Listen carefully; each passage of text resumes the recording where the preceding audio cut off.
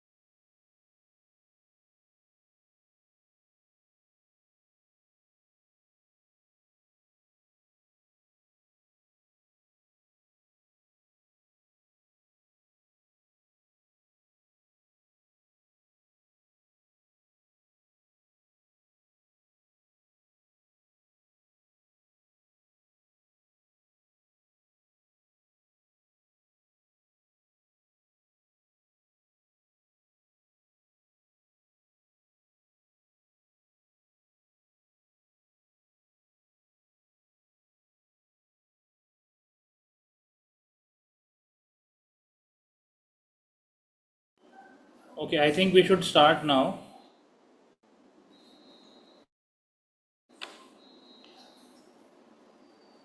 Rukshra, you ready? Yes, I'll be there. Okay, all right. So, hi everyone, good afternoon. Thank you for joining. Okay, I think we should start now.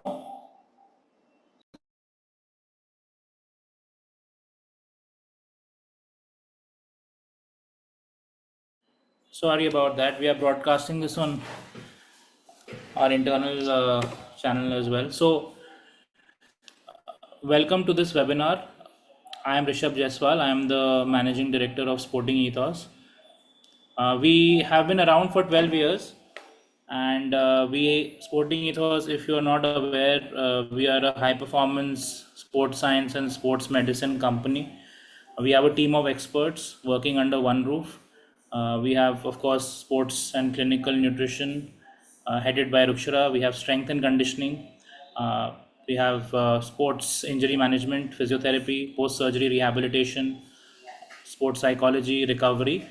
And obviously, one of our main and most important programs has been since day one long term athlete development, where we try our best as a team to help groom a young athlete in a very individual and scientific manner, so that not only are they making improvements day by day, but they are setting themselves up for high performance, for consistency, and also longevity in the sport.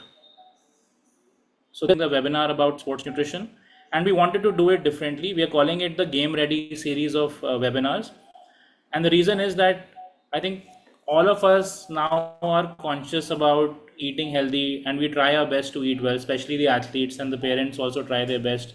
The coaches are giving the best advice.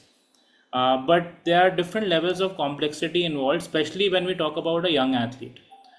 You are in your growth spurt. Health is very important. At the same time, you have to perform, you have exams, you have busy schedules. So how do you set yourself up for good consistent training and then performance and then longevity, which is not having injuries, not falling sick too often, because every time that happens you are starting from scratch. That is the main principle. This time we are thinking beyond diet plans, because we feel that okay, good nutrition. If we have a good plan, we are eating healthy. It should be enough. Some of them obviously, some of us realize it's not good enough, right? So very small example is, and after that I give it to Rukshara to start.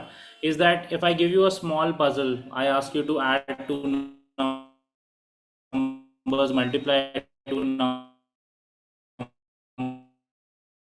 most of you will be If I give you a Sudoku to solve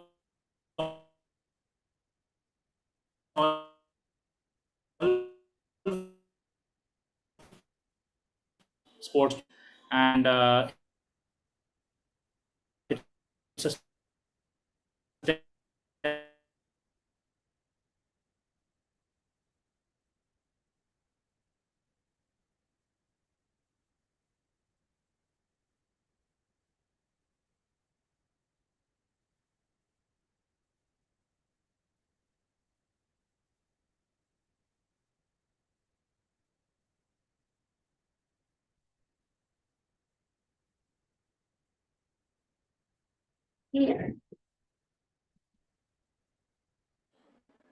Okay, I changed the network setting. Rukshara, I think you should be able to start now.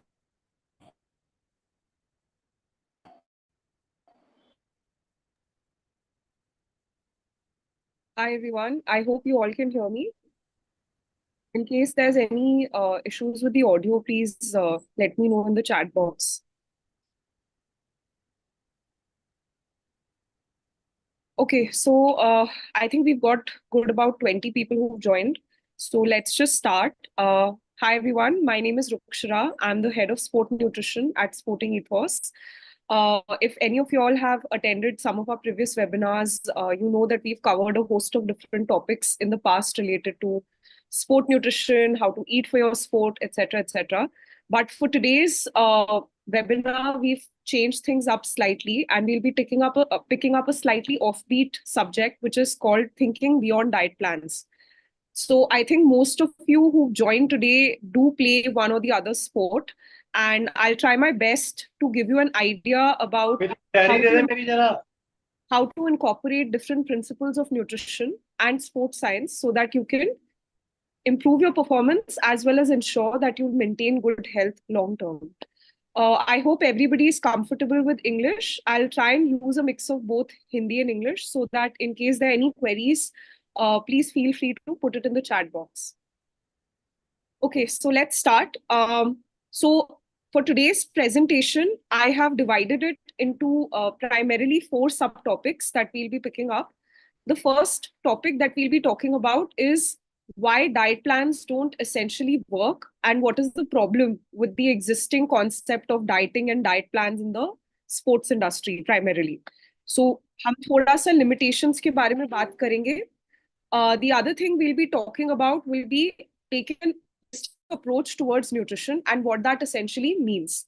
Okay. So, what does a holistic and balanced approach mean in nutrition? How that can affect your sports performance? And the third thing we'll be talking about is your mindset and philosophy, because as we know, sports doesn't just incorporate physical training. इसमें काफी सारी चीजों का असर पड़ता है on an athlete's mental health.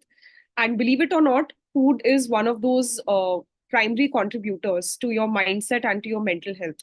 So हम थोड़ा सा mindset and philosophy के बारे में भी बात करेंगे.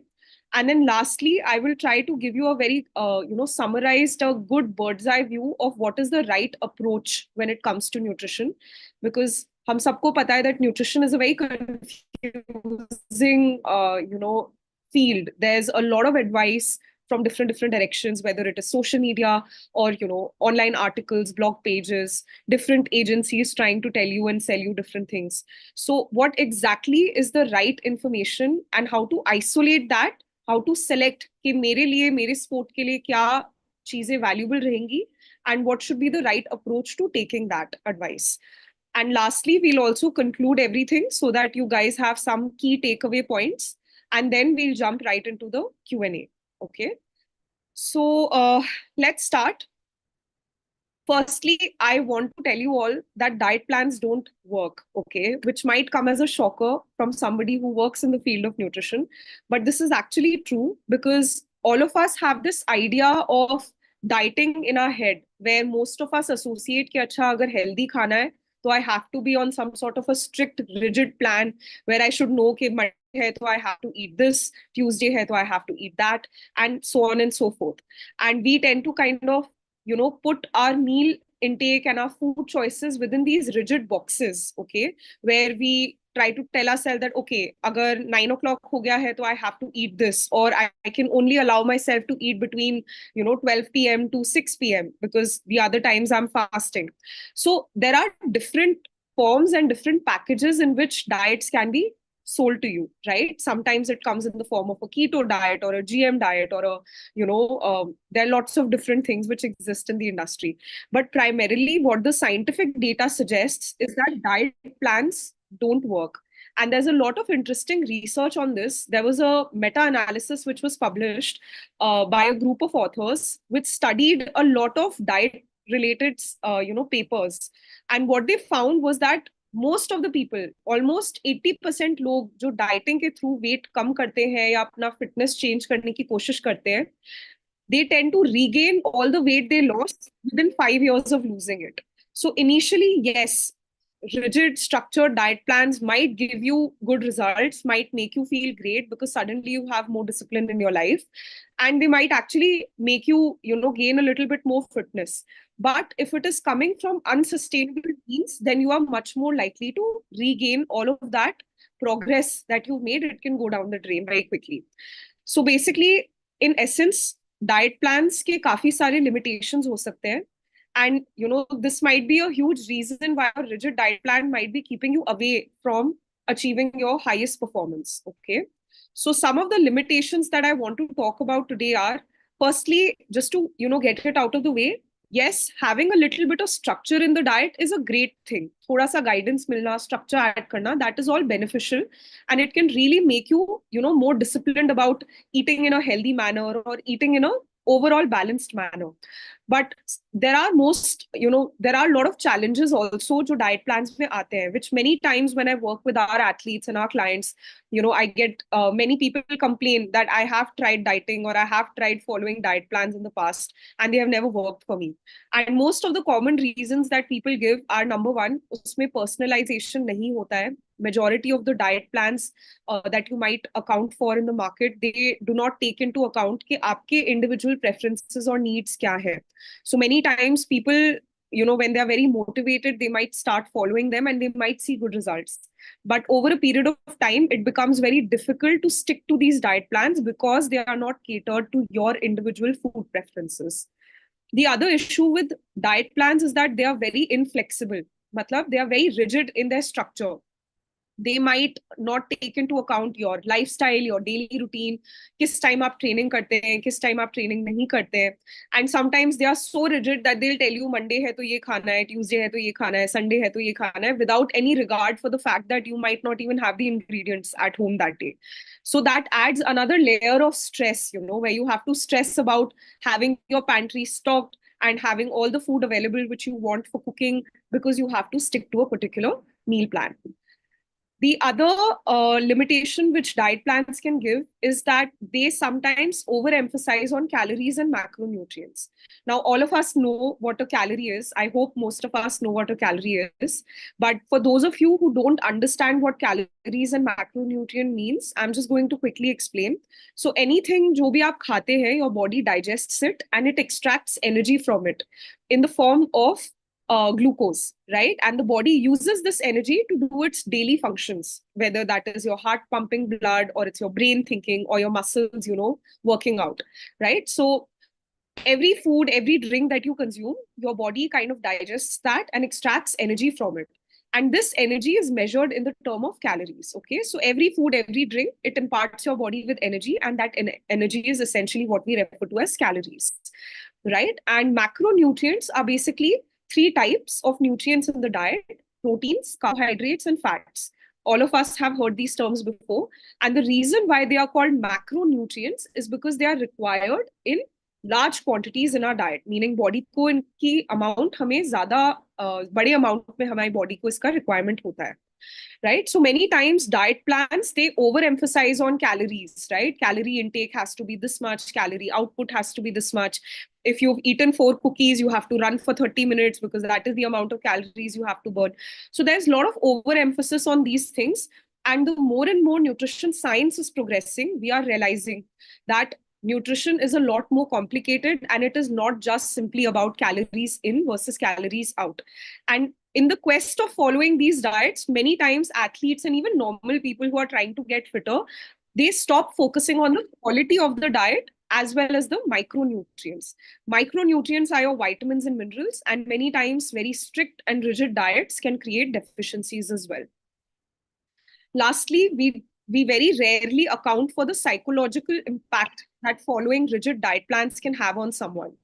For example, if you're following a very strict routine wherein you have been asked to fast for a certain number of hours every day, या आपको किसी ने बोला है कि ट्रेनिंग से पहले कुछ नहीं खाना है because if you don't eat before training आपकी body ज़्यादा fat burn करेगी, and these types of myths which very commonly propagate in the industry, these can have a psychological impact on you or your athlete or your child, because firstly it will affect your relationship with food, जहाँ पे आप खाने को सिर्फ as a way of making your body better, you're just going to look at that, right? And many times इससे क्या होता है, लोगों में guilt and anxiety related feelings आने लगती है whenever they are eating something which they feel doesn't fit in their diet plan.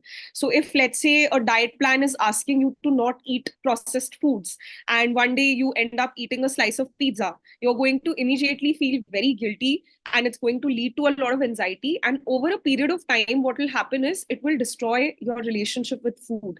And this oftentimes is the starting point of developing a disordered behavior towards eating. And I'm sure most of us know that eating disorders are a very serious psychological illness, probably one of the most deadliest psychological illnesses that are there. And therefore, we must try everything we can to maintain a good relationship with food. Now, I'm sure most of us at some point have tried, eating in a certain manner. Many athletes, they're smart enough to not try to diet and cut their calories too much, but oftentimes that also happens, especially if you're in a sport जहाँ पे आपको अपना weight maintain करने की जरूरत पड़ती है, or if somebody, some of your peers or your coaches or someone has told you that, you must lose weight, otherwise you will be very slow on the field, or you need to lose some fat, otherwise you will not be able to generate that much power in your sport. So there can be many motivations as to why कोई जना अपने diet को change करना चाहेगा. But a lot of us will resonate with certain feelings that जब भी हम बहुत ज़्यादा restrictive approaches अपनाते हैं, there are certain things that we tend to experience. So couple of those tend to be, for example, you constantly feel overwhelmed with thoughts of calories and food. That can be a very common sign that आपका जो diet है, it is not serving you right. Just give me 1 second.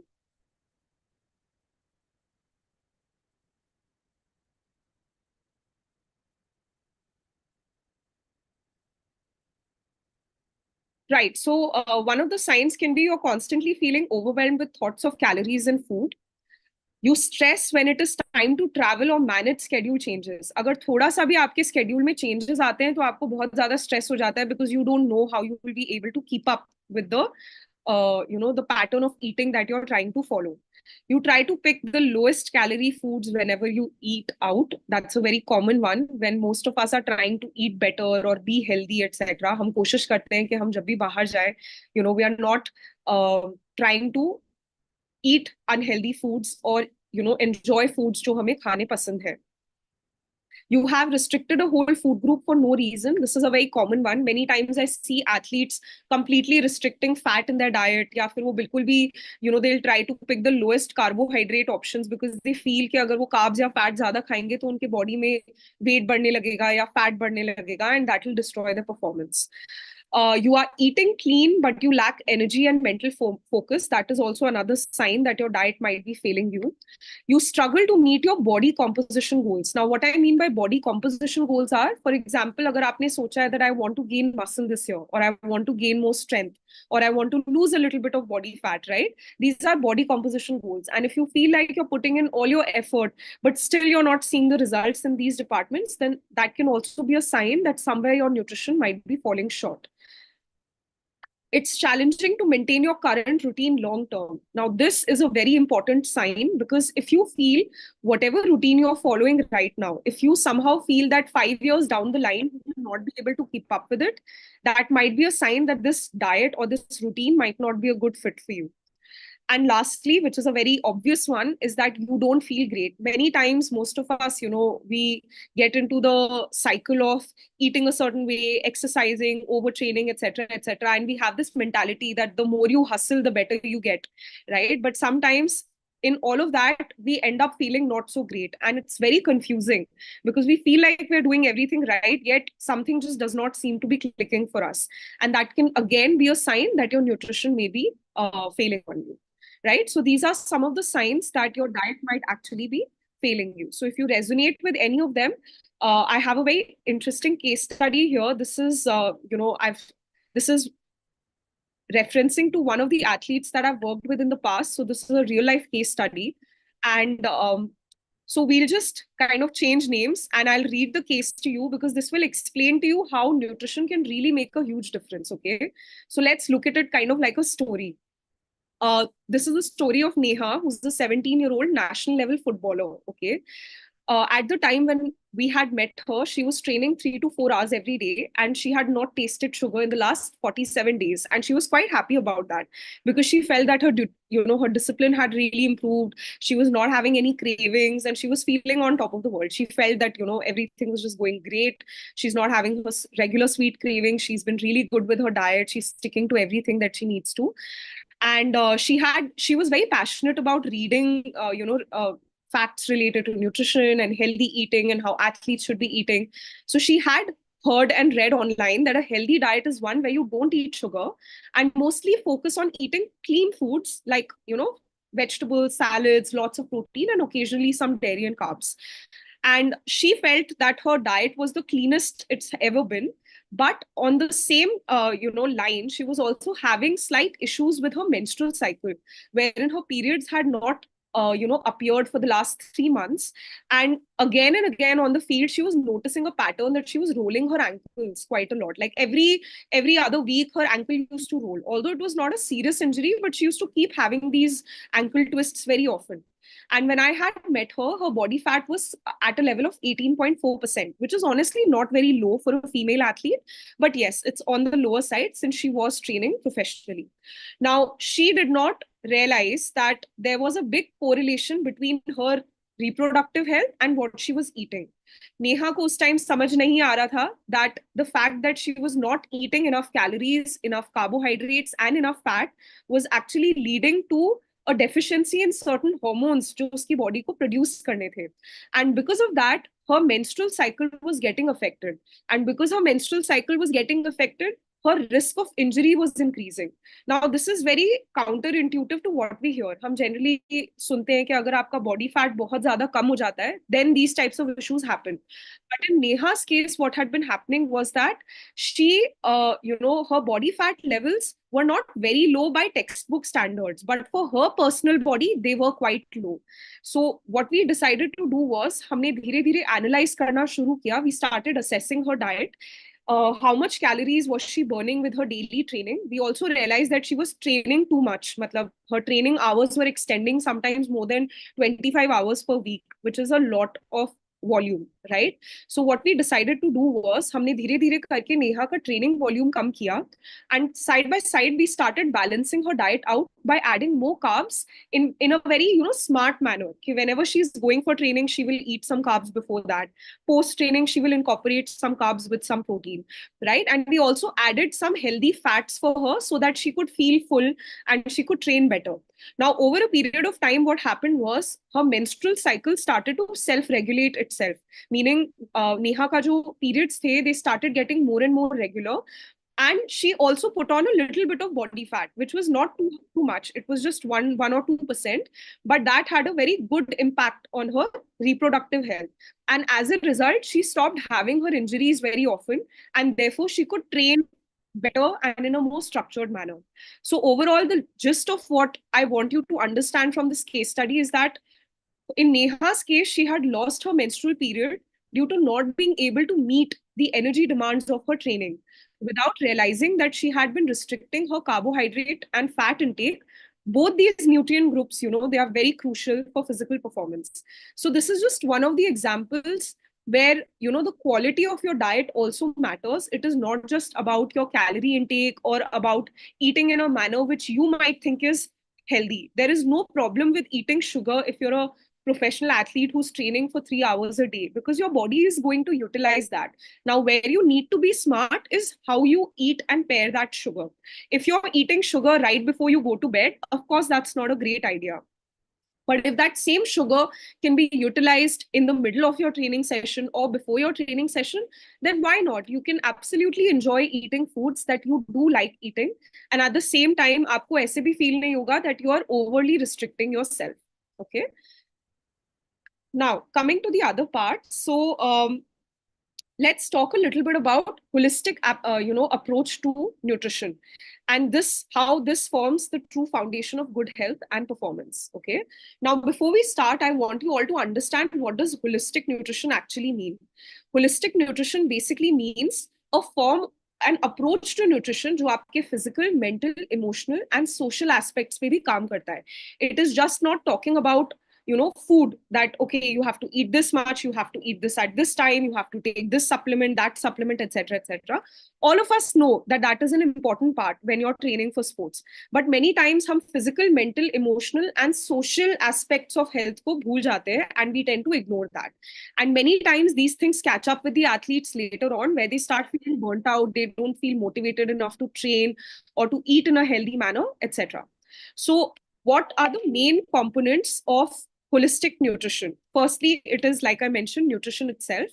And जो भी हम nutrition related बातें करते हैं, they need to be personalized and sustainable. I have a very simple philosophy whenever I'm working with our athletes. मैं उनसे एक चीज पूछती हूँ, can you see yourself following this diet for the rest of your life? If the answer is yes, then that's great. You can stick to the routine, you will be able to get your results because it is a sustainable method for you. But agar aapka answer to this question, whatever that might be, it doesn't have to be a fancy diet. It could literally be, a guideline that you've given yourself, that every day I'm going to wake up at 4 a.m., I'm going to sleep at 9 p.m., I'm going to be the most perfect picture of health. Ask yourself this simple question: can I live like this for the rest of my life? If the answer is no, then something needs to change, because that approach is not sustainable for you. And if it is not sustainable for you, you will never be able to see the results, because you will not be able to continue doing it for a long run. Okay. So it's very important to keep nutrition personalized, to make it sustainable, and to promote healthy eating, but not restriction, because like I mentioned, it can have a psychological impact as well. The other aspect of holistic nutrition is focusing on sleep. Many times people focus too much on supplements for recovery, but they'll not talk enough about the other things. So sleep is very important. Now, more than the ghantas that you get at night, meaning how many hours are you sleeping? I'm sleeping 6 hours, I'm sleeping 7 hours. But if the 7 hours are happening from 12 a.m. to 7 a.m., then that's not a great routine for an athlete who's trying to, perform at a national or an international level. Similarly, it is more important to actually work on forming a bedtime routine rather than the hours. Okay. So for coaches and for parents, I will highly advise that focus on creating a bedtime hygiene routine, wherein every day you're going to bed at the same time, every day you're trying to wake up at the same time. Of course, on days when you're resting, you can get a little bit of extra sleep, but the idea is there should not be a lot of fluctuation, and consistency is key when it comes to sleep. All right. The third pillar of holistic nutrition is your stress. Stress can directly affect your recovery, training, as well as eating patterns. There's a lot of research which says that when you're undergoing extreme periods of stress, it can lead to more cravings. It can even lead to lack of appetite for food. It can cause issues with recovery, issues with training motivation. So there can be a lot of effects of stress on your training as well as your eating. So there have to be practical tools to manage stress in real time. Now, many times stress ko hum aise view karte hain that it's like this big looming thing and we don't know what to do about it. But the idea is, see, nobody can mitigate stress. You can't completely cut off stress from your life. What you have to train your body is to build your threshold against handling the same amount of stress. So that what I mean by that is, जो stress आपको 10 on 10 intensity का लगता है, with a little bit of training आपको वो stress suddenly 6 on 10 लगने लगेगा. And that is how you manage stress. Stress management doesn't mean that you completely try to remove stress from your life. You just equip your body better to battle that stress more efficiently. Now, some examples of stress management tools can be breathing exercises. There are some fabulous protocols which are available. This is also something that we work on with our athletes, where I counsel them and give them tools that they can use in real life to help manage stress. There are topics like physiological sigh. There are certain supplements that can really help reduce stress. There are certain foods जो आपको stress battle करने में help कर सकते हैं. And apart from that, there are a host of different things that we can utilize. The other pillar of holistic nutrition is, of course, your hydration. This goes without saying. Right now, as we know, it's very humid, and most of you who train outdoors, I'm sure you can relate कि अभी कितना ज़्यादा sweating हो रहा है. For anybody who's even standing outside, they're drenching in sweat. So if you're running and exercising, then that's a whole separate story. So definitely, a personalized hydration protocol is on top of the chart when it comes to holistic nutrition, and it has a direct impact on your performance and recovery. We as athletes, many times we take hydration very lightly, but there is enough data to suggest that even a 2% loss in body weight due to sweating can drastically affect your reaction time, your endurance, your stamina, your power, etc., जो आपकी physical performance को affect करेगा. Now, for hydration also, we have a lot of protocols where we work with our athletes and we help them calculate their own sweat rate. And as you know, sweating is something जो season और जगह के हिसाब से बदल सकता है. For example, आपको जितना पसीना दिल्ली में आ रहा है, आपको इतना पसीना शायद hills में या down south नहीं आएगा. Or if you're training somewhere abroad or going for a competition somewhere abroad, where the climate is very different from India, your hydration needs are going to be very different. So this is also something which athletes need to be trained in. And, we work with people from different academies as well to help them calculate their sweat rate and do sessions on how to figure out कि आपके body का individual hydration requirement क्या है and उसको कैसे region to region, time to time manage करना है. Then the other pillar we have is recovery. So holistic nutrition also takes into account कि recovery के लिए आप क्या-क्या चीजें कर सकते हैं. Of course, the diet gives a certain contribution to your physical recovery, but it is not the end all be all. There are also other tools like getting sports massages, cold plunges, ice bath therapy. That is a very effective tool for muscle recovery. There are lots of breathing techniques which have been scientifically proven to help your body recover better. And there are some food interventions also that can be really helpful. For example, an athlete जिसका training workload बहुत high है, they can be supplemented with glutamine and उससे उनका immunity थोड़ा better हो जाता है. So their risk of falling sick at the peak of their training workload can be reduced. Similarly, like I said, ice bath therapy, right? So at our center here in Delhi, we have this ice bath therapy section where you can do cold plunges for around 15 minutes, and that can really help your body with the soreness, muscle soreness, as well as your tightness. So this is a very good way to get game ready for days when you have back-to-back competitions, right? Or you have to perform back-to-back at the peak. So these are just some of the other things also that you can look into incorporating for recovery. And then, of course, your regular, cool down sessions, stretching, foam rolling, mobility drills, getting time to time, prehab sessions with your physiotherapist. These can also be excellent tools for recovery. Okay. And then lastly, we've got supplementation. So this is oftentimes a very popular section with athletes. Everybody wants to know, what supplement to take because it will help them with their performance. But I really want to make it very clear that supplementation is just the icing on the cake. It is not the cake itself. Okay. So what I mean by that is, अगर आपके बाकी पांचों pillars of holistic nutrition in place नहीं है, then no, not even the best supplements in the world can make you gain better performance. So it is really important to understand that you have to have a good foundation of nutrition, sleep, stress management, hydration, recovery, etc. And on top of that, the supplementation will start giving you better effect. And another thing is, with supplements, you have to be very careful. If you're a competitive athlete, please make sure that you're aware about the WADA, which is the World Anti-Doping Agency. They have certain guidelines for competitive athletes to protect you against doping allegations. So please make sure that you're aware about what ingredients you can safely consume and what you should not be touching. And if you're not aware about it, I highly recommend that you speak to a professional, okay, who can guide you on this better. So primarily, this is what I mean by holistic nutrition. Now, it is very important to understand that athletes का जो training होता है, it's not the same throughout the year, right? So I really want to do a couple of polls before we go ahead. Swapnil, if you're there, can we have the poll questions in the chat box? Sure, launching it just a minute. So we're launching a set of questions. It's just a couple of questions that I want you all to answer. So if you all can just open your chat box and see the polls, it'll be really helpful. I'll wait for 2 minutes so that everyone can answer the questions.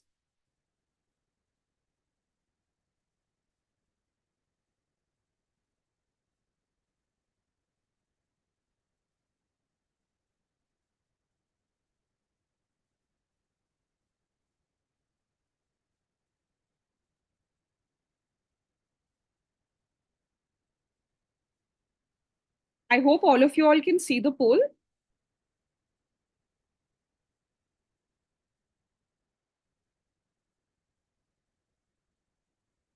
Please pick the answer that seems most suitable to you.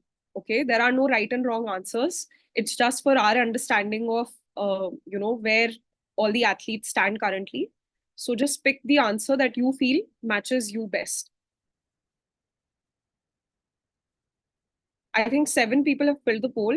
I'll wait for the rest also.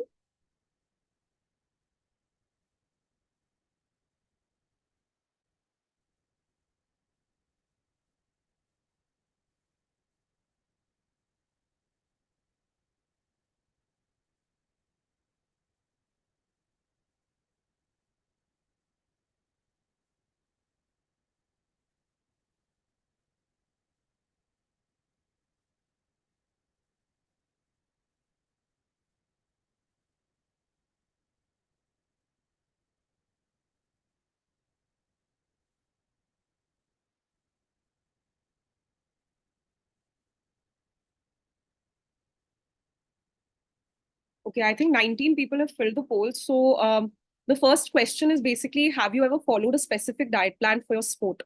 I think the majority of people have said no, but I am considering it. And 21% people have said that yes, they are currently following a typical diet plan for their sport. The second question is, what does healthy eating mean to you?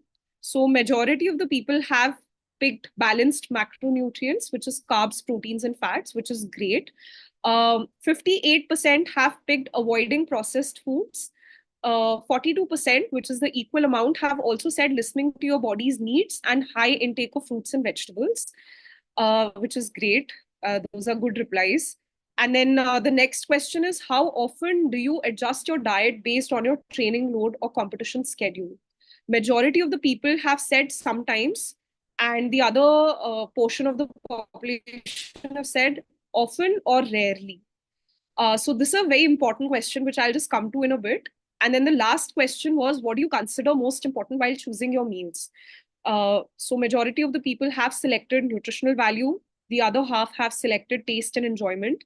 And then a huge chunk has also selected convenience and prep time. So that's good. And only 5% people have selected cost and 21% have selected cultural or dietary restrictions. Okay. So the reason why I've asked you all to do this poll is precisely this. I wanted to get an understanding of what most of you tend to think when you're, trying to link nutrition with your sport. And there's this very important question, which is the third one, that said, how often do you adjust your diet based on your training load or competition schedule? Now, this is precisely what I'll be talking about in this section. There is a concept of periodization. I don't know how many of you are aware about periodization, but if you understand this term, what it basically means is throughout the year, आपकी जो training है, वो same नहीं चलती है, right? Whenever you have competitions, your training around that time is going to be very different. And that's essentially what periodization means, okay? So basically, what this means is आपका जो भी training calendar है, it is precisely divided into 4 phases. Let's say आपका competition is the phase जहां आपको अपनी peak performance लानी है. So as you can see in this particular chart right here,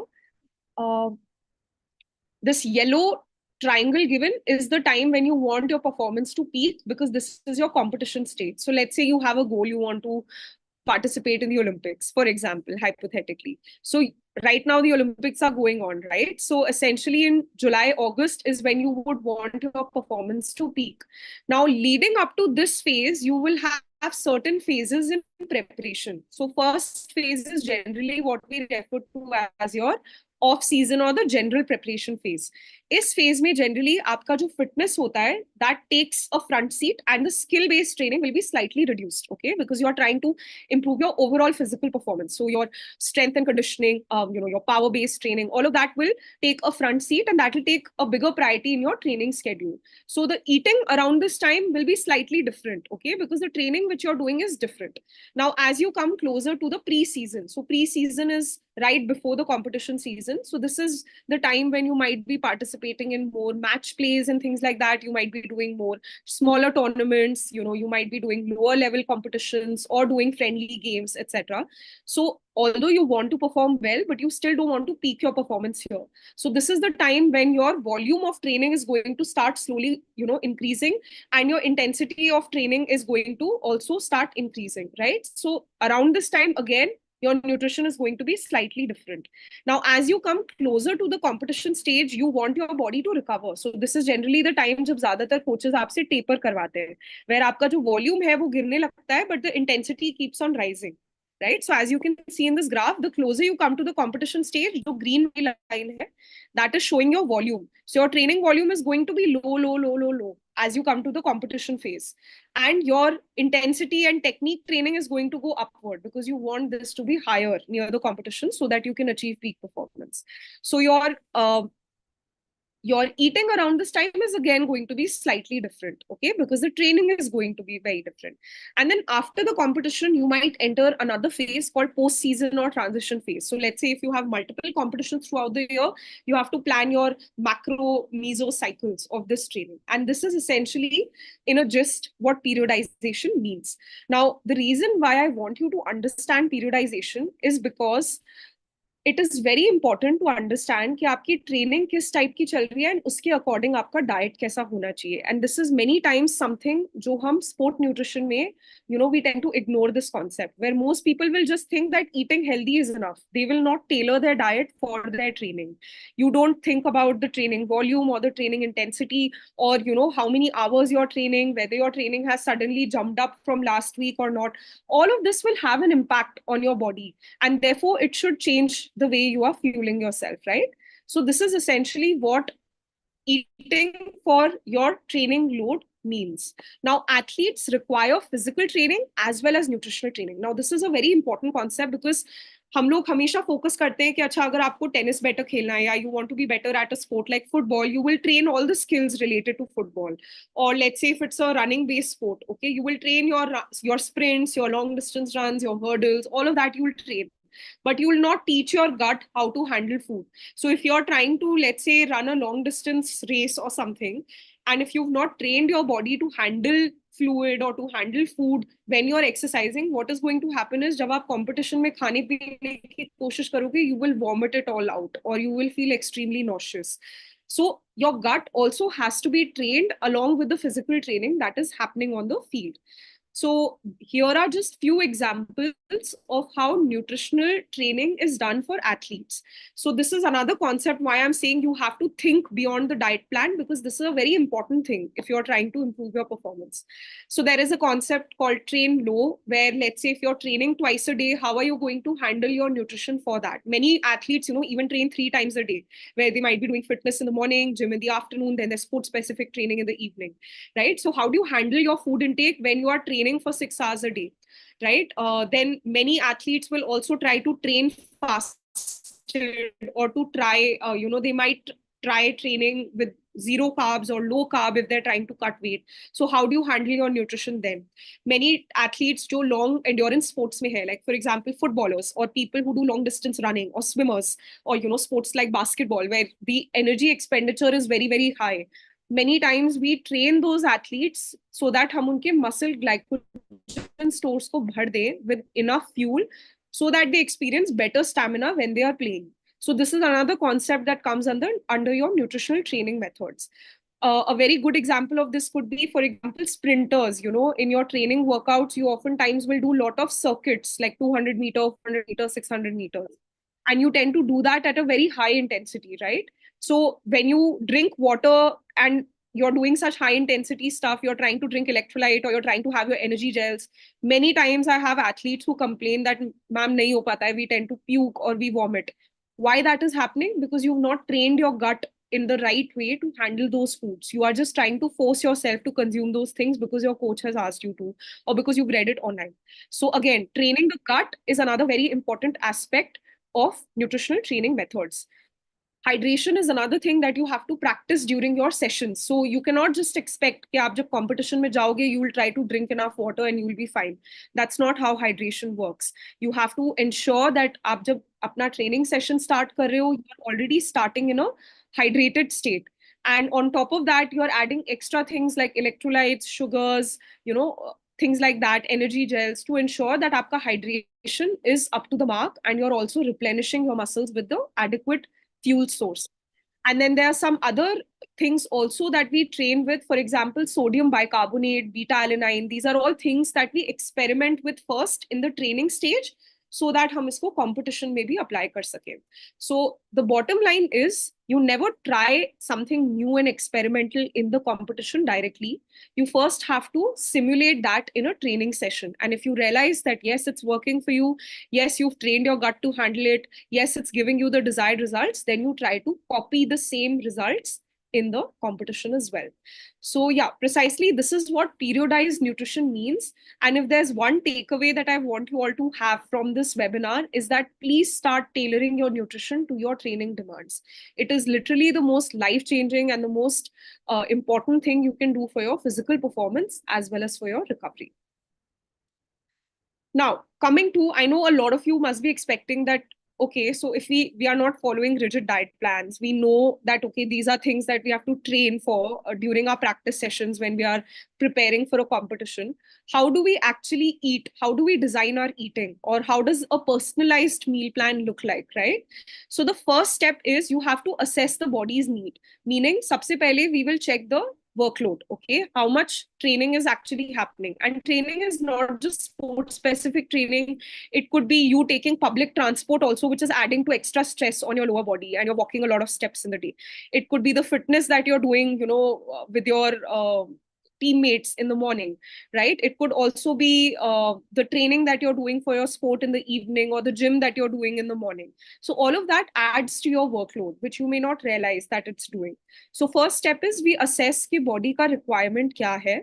This normally we do with our athletes by conducting a nutrition assessment. So if any of you are interested in knowing to assess your needs, you can let us know after the webinar and we'll be happy to help you with that. The second thing we check during this step is your body composition analysis. So we are very big on checking for body composition analysis because, as you know, nowadays weight doesn't tell you the full picture. It is a very outdated way of looking at health. We are more concerned about your body fat, your muscle mass, your hydration, your percentage body fat, your BMR, all these things. What are they saying about your body, right? So we'll assess that. And for that, we normally conduct testing. We have partnerships with a lot of institutes all across the country. So no matter where you are, you can get in touch with us and we can help you get your body composition tested. Or you can opt in for a DEXA scan as well, which is also a very accurate way to check your BCA. And then the other thing we check during this step is your blood test. So this is very important because it tells us body में कोई deficiency नहीं है. It will also guide us on your recovery कि अभी body internally कितना अच्छे से recover कर पा रही है.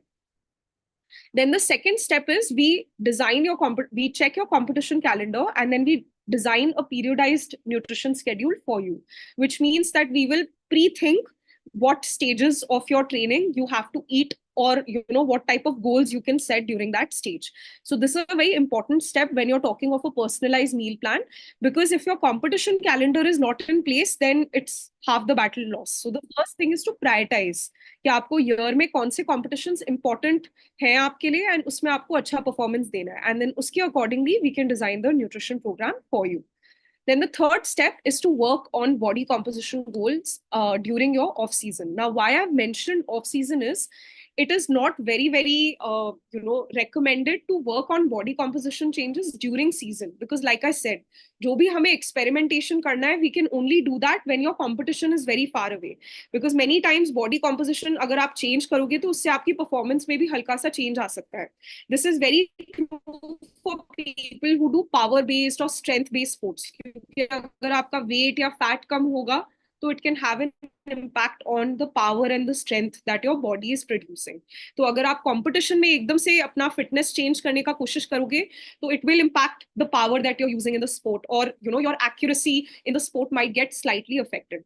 Although at a small level it may not have a huge impact, but जब आप बड़े level पे खेल रहे हो, playing at a national international level, these little things also can make a huge difference. I hope all of you can hear me.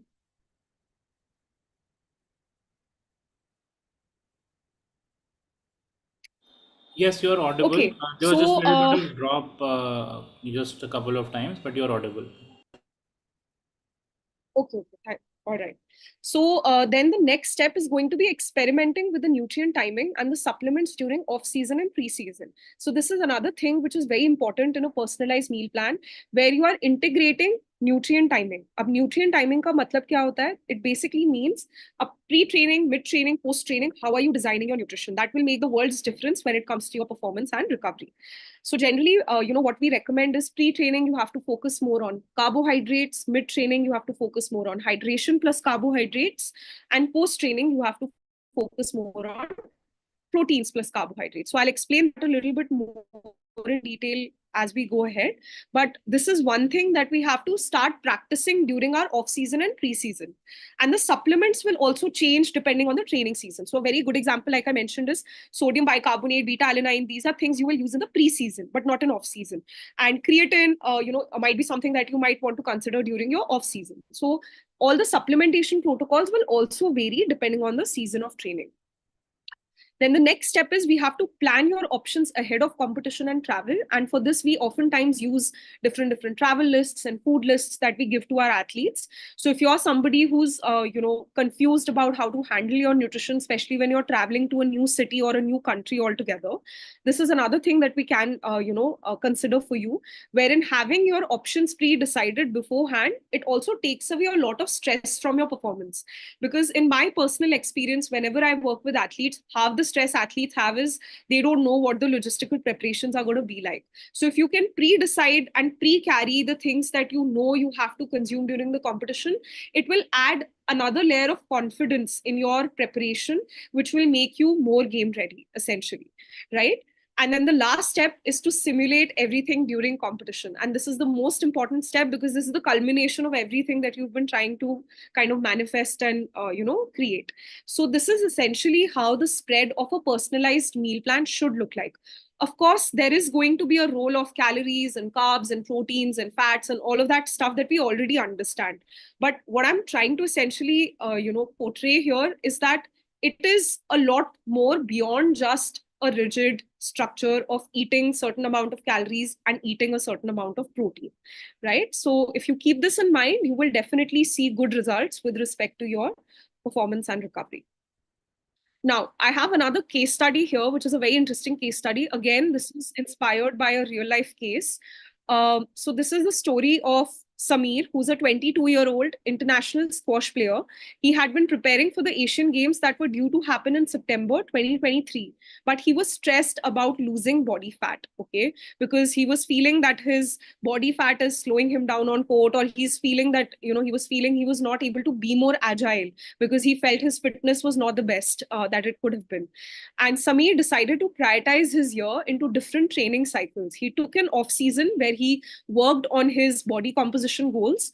During the pre-season, he changed his eating slightly, and during the main competition season, again, it was slightly different. And he planned his training and food intake accordingly. His main goals that year were to lose body fat, get more agile on the court, and hit shots with more power. And he decided to change his nutrition with changes in training workload and the seasons.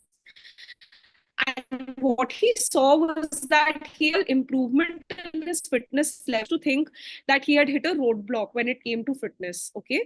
So he definitely felt that his fitness level had improved because he had prioritized SNC at different phases of his seasons. And to better performance on the court, he felt like could keep up with his peers better. And he also had better stress around eating because he was no longer, pressurizing himself to, maintain his, uh, lower down his body fat levels during competition or during the preseason. And he had a lot of stress from the. All right. So if you remember in the poll, we've asked a question about what do you associate healthy eating with, right? Now, that's a very important concept because a lot of us oftentimes associate healthy eating with just eating clean, and clean diets, whatever is portrayed online of. I think I'm going to change my connection. I guess a lot of you can't hear me. Just give me 1 second.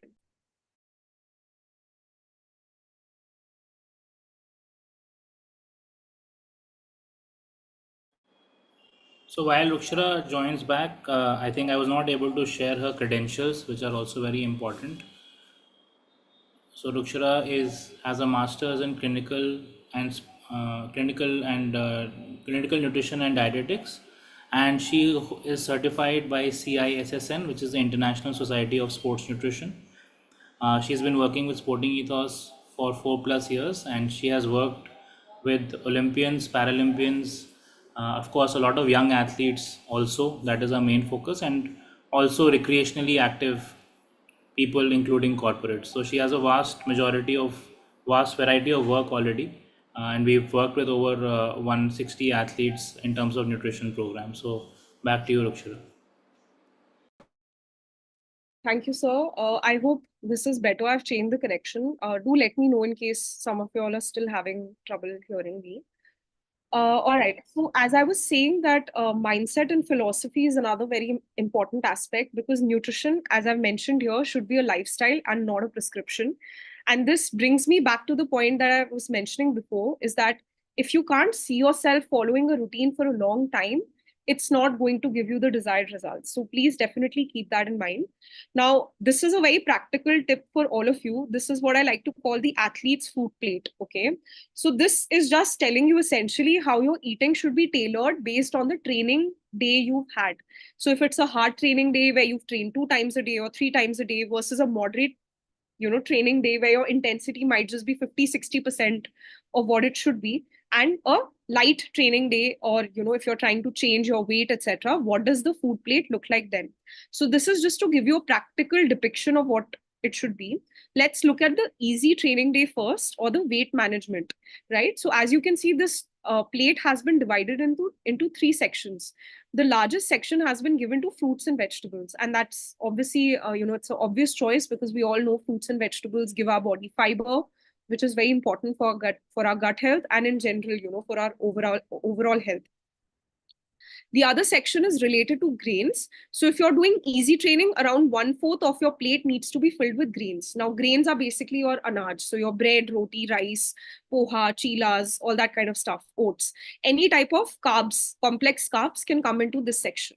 Now, if your goal is to cut weight, you can reduce this section further a little bit, and in the lieu of that, increase the lean protein. And the last section, like I mentioned, is your lean protein, which will include your lentils, pulses, beans, chicken, fish, eggs, cheese, good quality, yogurt, things like that. So all of that will come under the protein section.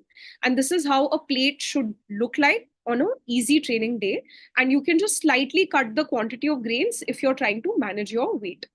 Now, coming to the moderate training day. So this is a day where you've trained slightly more than your easy training day. So if an easy training day is like a 4 on 10, the moderate training day will be like a 5 or a 6 on 10. Okay. Or going up to like a 7 on 10. So on this day, as you can see, compared to the easy training day, the quantity of grains has increased slightly. The protein remains the same, and only the quantity of fruits and vegetables will go down slightly because obviously you have to make space for the grains. And then on the hard training day, which might be like a 8, 9 or a 10 on 10 sort of training intensity, the plate is looking further more different. So here you can see that when you're serving your plate, half the plate has to be filled with grains, which could be pasta, it could be bread, it could be rice, chapati, or a mix of different things. 1/4 of the plate is still going to contain the protein. and only the fruits and vegetables are going to go down. So this is to clarify a big myth that a lot of people have, is that protein takes the largest place on the plate, which is not the truth, right? If you're an endurance athlete or a team sport athlete or just somebody, who's trying to improve their performance, carbohydrates are your best friend, which is going to have an impact on your stamina, your endurance, how well fueled you are for your training session. And that can have an impact overall on your body. I think somebody in the chat box is asking, how do we define easy, moderate training? So, like I mentioned, ask yourself, how difficult is the training session feeling for you? And you can rate it on a scale of 10. This is normally what we refer to as RPE, rate of perceived exertion. Okay. So, without complicating it further, let's just take an example. If you went ahead and did a workout today, and if you rated that workout like a 4 on 10, that means it was an easy training day for you. You were just working at 40% of your maximum ability.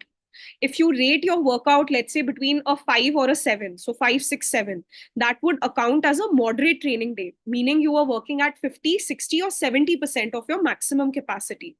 And a hard training day would be when you're rating your workout like a 8, 9, or a 10, meaning you are working at 80% or more than that of your total, physical capacity. And that is how you can define whether a training session is an easy training day, a moderate training day, or a hard training day. Now, coming to the mindful eating approach. So, we've spoken a lot about the concepts of how nutrition has to be designed for sport. Let's talk a little bit about the mindful eating approach. The first step to mindful eating has to be planning and prepping your meals, because if your meals are not already pre-thought out and pre-planned, you will most likely pick an option which is the most convenient and easy. This is many times true for athletes who are training in academies or who are traveling to faraway stadiums for training, etc. And that can sometimes lead to poor choices in nutrition, wherein you tend to go for foods which are easily available. They are fast because you're so hungry you can't really wait to eat. So you end up choosing something which might not be the best option. So first step is plan and prep your meals. Okay. The second step is come to the table with an appetite, but not too hungry. This is extremely important, because if your hunger is like a 10 on 10, then you will want to eat everything which is in sight. And this will also tell me that you've not fueled well before your session. So if you've not eaten something before exercising, you will be ravenously hungry after the session. And that will lead you to, again, making very poor eating choices.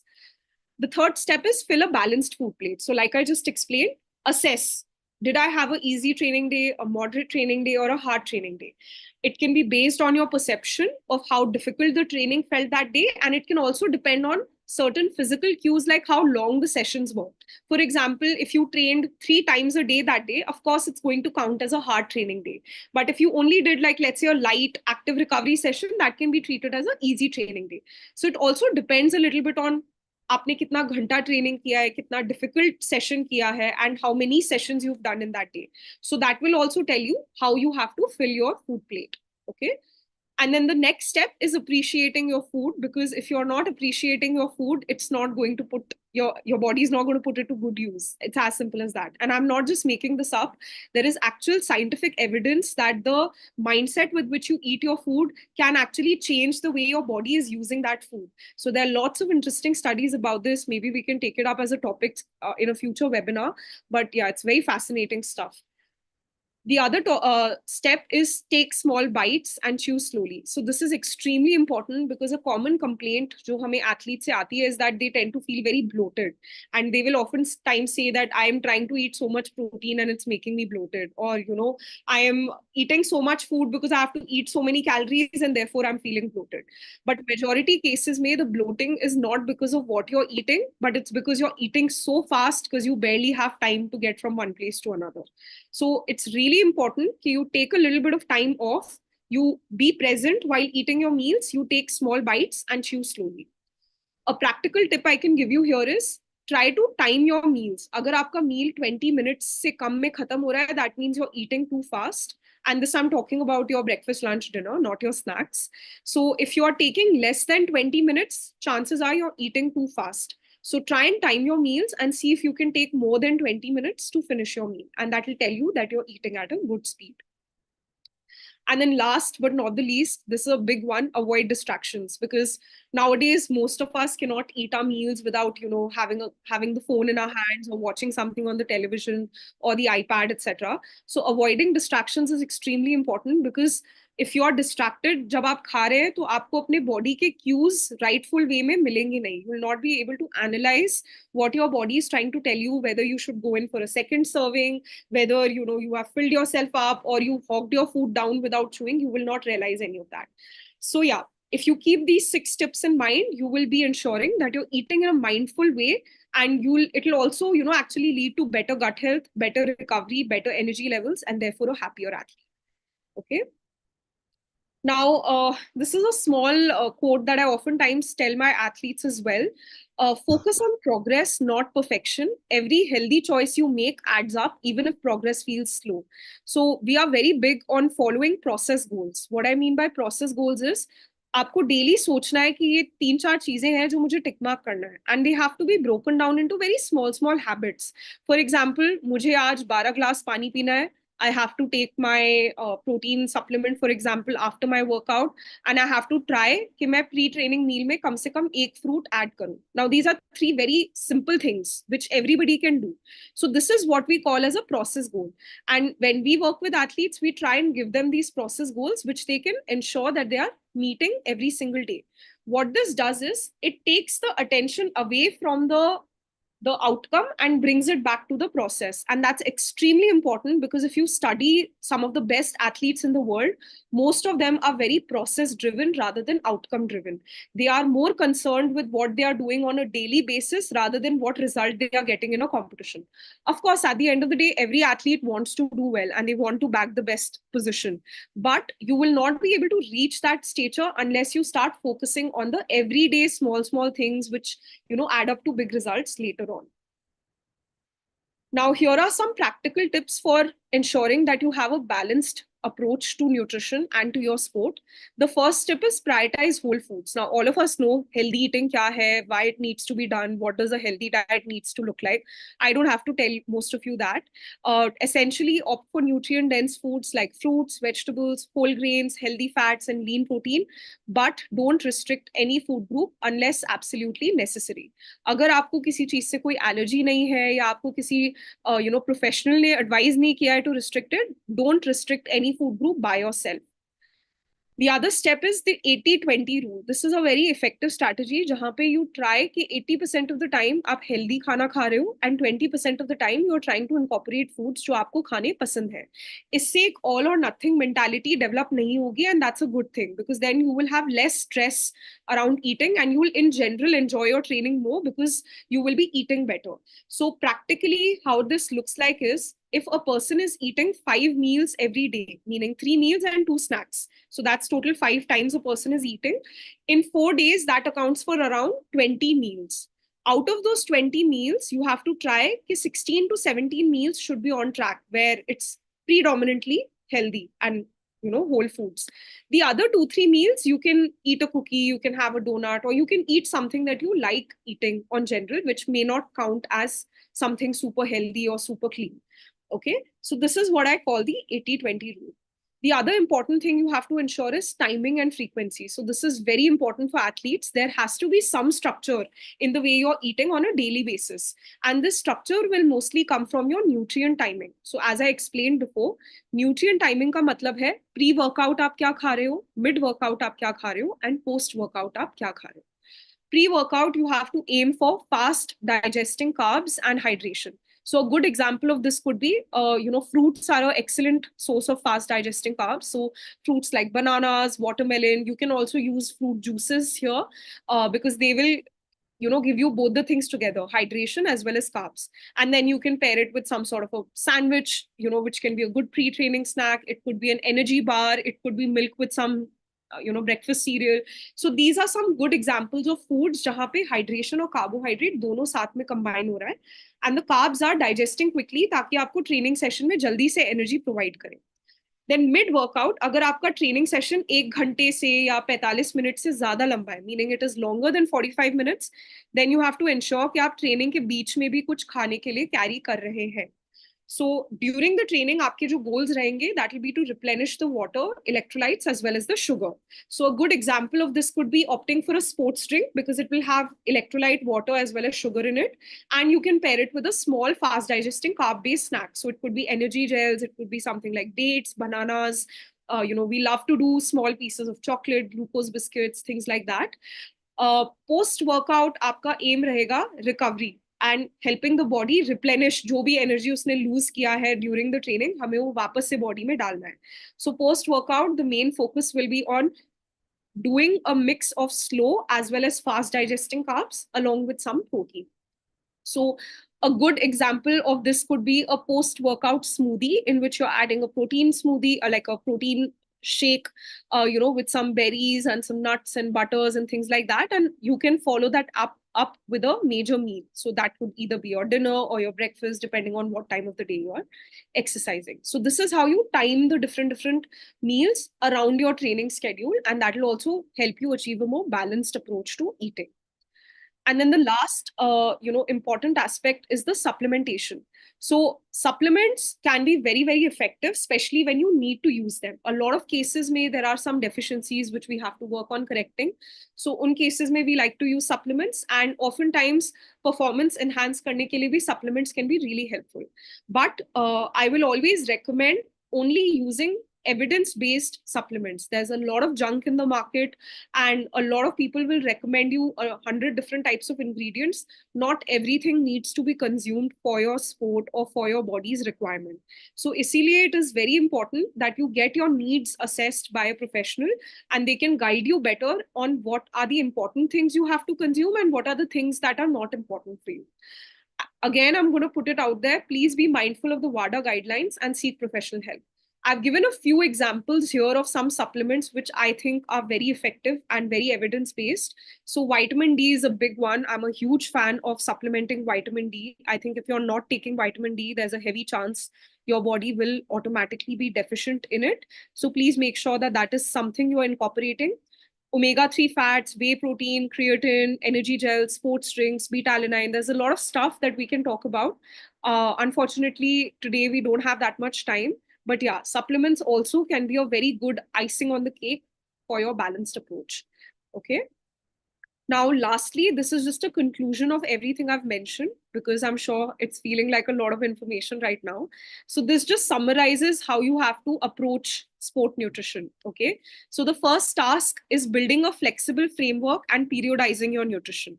The second task is to add variety in the meal plan, but try to follow a basic structure with the nutrient timing and your snacks and everything. The third task is to account for small daily habits. For example, pre, mid, and post-training meals or hydration goals. So these are the process goals, like I mentioned, that we create. The fourth task is make space for food enjoyment. Follow the 80-20 approach. Avoid relying solely on supplements for recovery. Also look into your sleep, stress, hydration, and all the other holistic pillars that I spoke about. And the last task for us to do is to look into the workload, sleep, and stress management. Because agar aapka workload बहुत high hai, even the best diet in the world will not make you recover. Because there has to be a realistic approach. Agar aap workload नीचे नहीं ला सकते हो, तो आपका nutrition suffer करेगा. और अगर आप nutrition manage नहीं कर पाओगे, तो आपका workload suffer करेगा. So we have to meet somewhere in the middle, where if your workload is too high and you feel like you're not able to recover, the right thing to do will be आप थोड़ा सा अपना workload trim करो, and साथ साथ you try to up your nutrient intake, and that will help you with the recovery.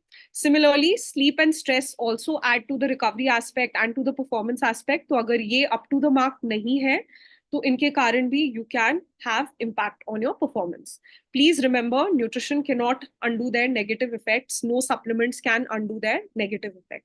So if you follow this basic pattern and you keep this structure in mind, I can guarantee you'll start seeing improvements in your overall fitness, in your physical performance, as well as your sport-related training. Okay, so I think with that, we come to the end of the presentation. Do you all have any doubts? I'll be taking some questions now. Yes, so Rukshara, there are some questions which are there already on the Q&A on the chat. If you can look at it. In the meantime, I just want to brief the parents, athletes, and the coaches about a little bit about what we are doing with sports academies. so that if the coaches are there, they can take it up directly with us later on, or the parents can contact their academies, because most of them are coming through the academies we have contacted. So basically, Shashwat, if you can share in the meantime just a couple of slides. So we have an academy, engagement program where we basically look at all the aspects of the sports science aspects. So obviously the skill part of it, the strategy part of it, the coaches are looking at, and we want to be the right support team for the coach as well as each athlete. I think a lot of you in your queries आपने mention किया है कि customized होना ज़रूरी है, and exactly that is what our approach is, right? So when we talk about the academy engagement plan, we are basically looking at assessments, right? Webinars, of course. We are looking at periodic assessments, starting with the nutrition assessment, quarterly physical fitness assessments, where you can see where exactly each athlete is based on their sport and their age, and how much are they improving. These are all tests done with equipment with standardized data, and we have data over the last 11 years which we have collected across sports, across age groups. So that really helps. Also a lot more about injury prevention than injury management. So periodic visits by a sports physiotherapist to your academy, where each athlete can be screened. If there's any injury or niggle, there's a tracker which the coach has access to. Doing a body composition analysis every 6 to 8 weeks. So things like that are a part of our academy engagement program, which are a low cost but very important follow-up solutions, so that while you're working hard, while the child is working hard, going to school, and the parents are working hard and the coaches are working hard, we are also ensuring that there is improvement happening in each aspect. So when you talk about high performance, right, Sporting Ethos is all about achieving high performance and longevity. So हम तीन चीज़ों को देख रहे हैं, आपका skill, आपका physical and आपका mental aspect. जब तीनों चीज़ों पे हम साथ में वर्क करते हैं, and all of them reach a high level ultimately. कभी कभी क्या होता है, skill ज़्यादा है, physical is on the lower side, mental needs improvement. So when all of them reach a higher level, which takes time, that is when you start getting consistency in performance, right? Consistency is being able to deliver exact same performance or better performance match on match, train, and even in training sessions. So that is the academy program. So yeah, so this is basically for coaches who are already there, and of course we'll speak with you, but parents can also speak with your coaches in terms of the academy partnership program, the engagement program we are talking about, right? So workshops. Also we run we run a foundation called Athlete First Foundation, and we are always looking at supporting certain athletes who are at the pre-elite level. So as a foundation, we don't look at elite athletes, Olympic bound athletes. We look at athletes between the ages of 15 to 20, 21, where we can help them not just with the sponsorship part to travel, but mainly through the sports science part, so that they can improve their performance, right? So that is the academy engagement program. As far as the nutrition part is concerned, of course, after this after this webinar, we'll be sharing a feedback link with you. Once you fill the feedback, there are certain discount coupons which will be sent to you, which you can avail for the nutrition assessment, which is a detailed assessment. Our nutrition programs, we have different types. So someone who really knows about their nutrition, we have a standard program where there are lesser follow-ups. For someone who really needs a lot of work and needs hand-holding day by day, we have a premium program where not only you have frequent follow-ups, but you have access to Rukshara 6 days a week, where you can reach out to her to ask any queries. So that is something we'll get into later at an individual level. The last thing we also want to speak about, that we also have a podcast which Rukshara and I have done, and and we'll share it with you as a part of the with the feedback link. It is called Nutrition 101. So we have also launched for the parents especially, our Corporate Wellness 2.0 program, where we bring our elite athlete methods, which we have been doing for the last 10-11 years, to the corporate world. We are already engaged with some top MNCs, and we are providing solutions to them. So it will be quite interesting if the parents are keen and you're keen for your organizations to take it up. We do these body-based camps, just like we do assessments for athletes, but more catered to the corporate population. So this is a download I just wanted to give in terms of what Sporting Ethos has to offer, and of course for the coaches, we'll discuss in detail. We have certain very, very good ideas and programs for coaches as well. So over to you, Rukshara. There are some questions. I think already 8 or 9 questions are there. If you can answer them, and if it's 1:20 right now, let's go on till maybe 1:35 p.m. To answer the queries, and those who want to ask us individually or in person, we can definitely do it during the assessment. So that's it from my end. Rukshara, you can take over again. Right. So I think I can see a couple of questions. Most of them are related to school going kids.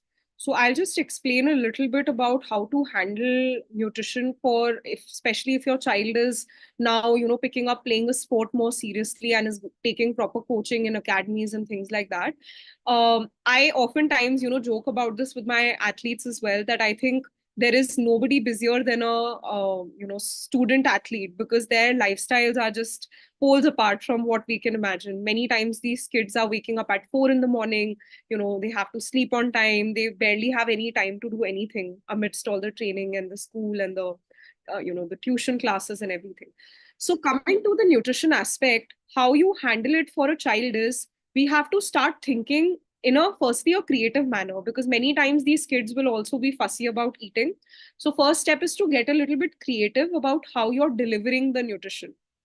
The second step is, for some time, forget about making 100% of the diet healthy, especially if this is something that your child is not kind of very attuned to. They don't take to healthy eating very well, or they just automatically tend to push aside all the vegetables on their plates.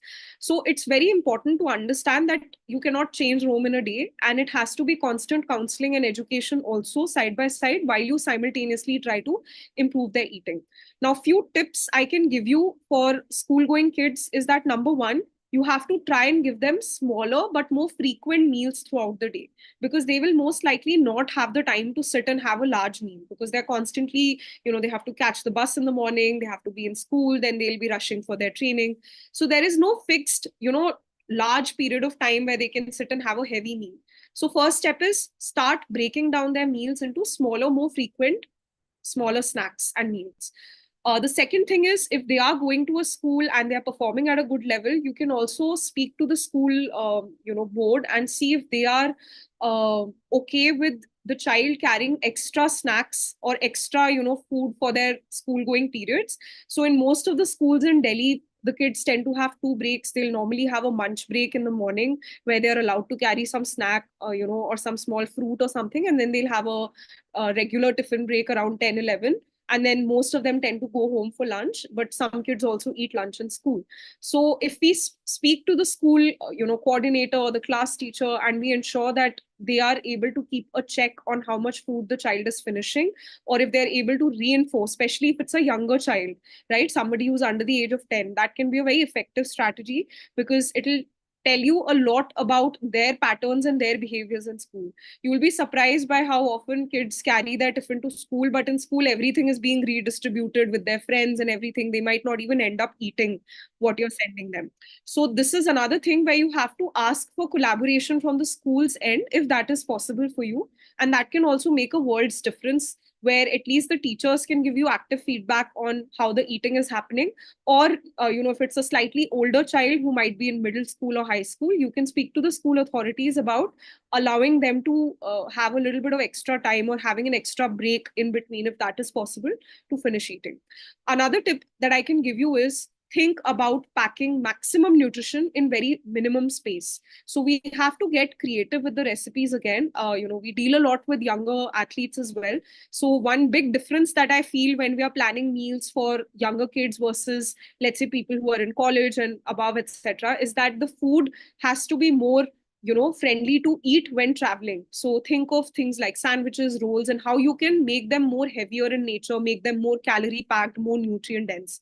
So that is going to really give you a bigger bang for the buck, essentially, wherein the child thinks he's eating one roll, but the roll contains a bunch of different things, which is going in and adding to the nutrient requirements. So that is another strategy that we oftentimes use. And then you just have to work on creating a schedule with the child, wherein you're trying to incorporate some snacking before they leave for school. When they're in school, there should be minimum at least two meals that they're having. And once they're back from school, they have a lunch. And then post that, they can consume a pre-training snack. So right now, it'll be difficult to give you very exact tips, because I'll have to understand each and everyone's individual case.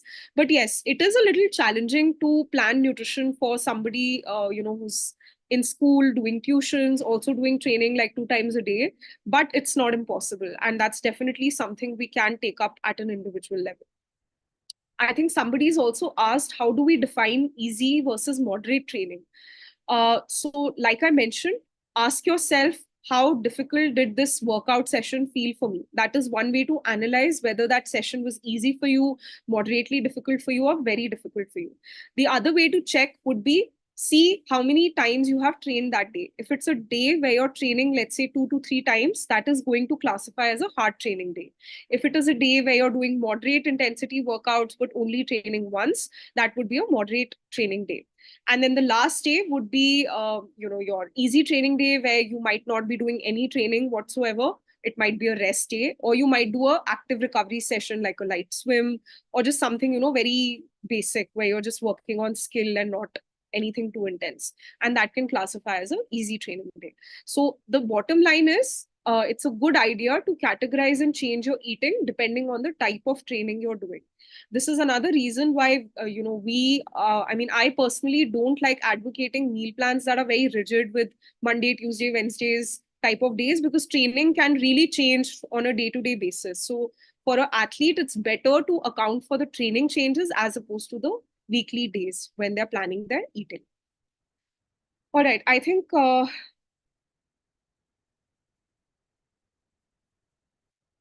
all right, so with that, I think we come to the end of the presentation. So this slide has our contact details. So in case you need any numbers to contact us on, we've got our phone numbers over here.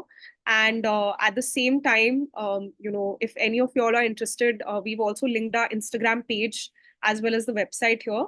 So please feel free to contact us if you have any queries. And as Rishabh sir mentioned, we'll be sending a feedback form post this webinar, along with the link to our podcast. So if any of you all are interested, we can take it further from there.